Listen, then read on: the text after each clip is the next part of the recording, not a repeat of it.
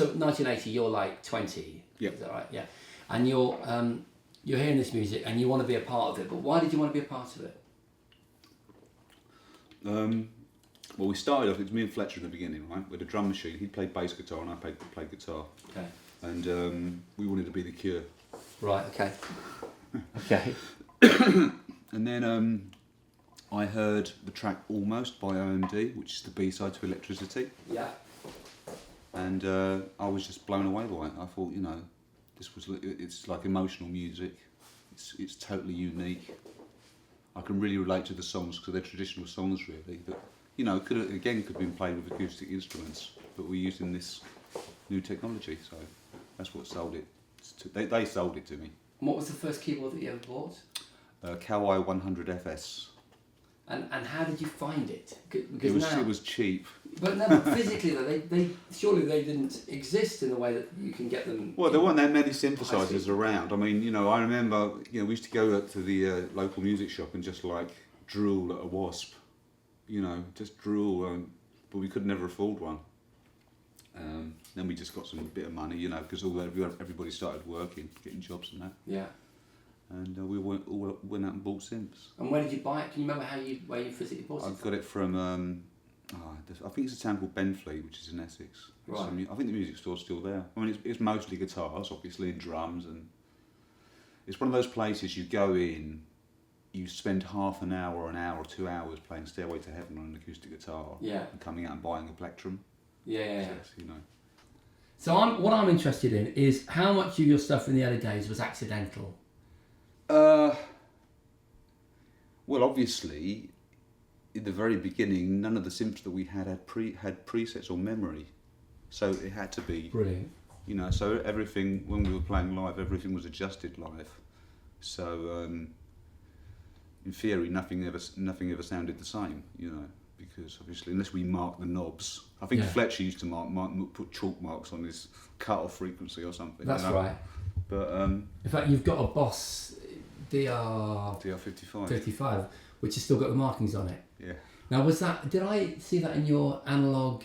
Was it analog monologues? Is that right? Yeah. So, just in case anyone watching this hasn't seen that, I love that series. Although I had to kind of put it together from various dubious YouTube sources. What was analog monologues?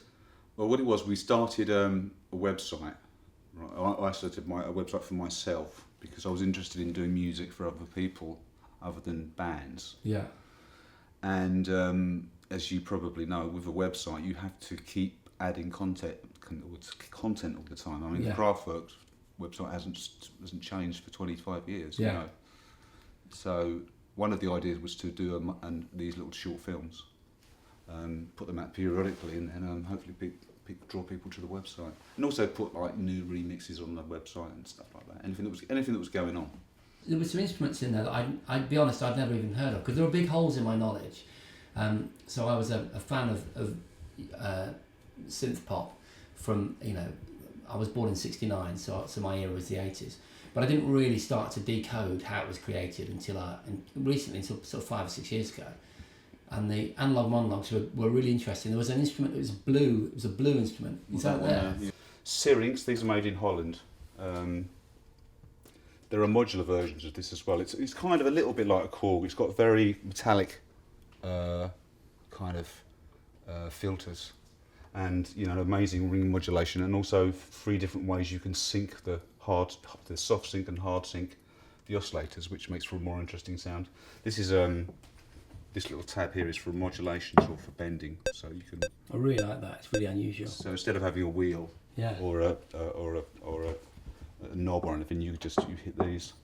Is this an instrument that you've used in your recordings, or is it just an oddity that you collected? No. I mean, all of the stuff. There was a few bits and pieces I had that I actually got rid of because I realised I was never going to use them.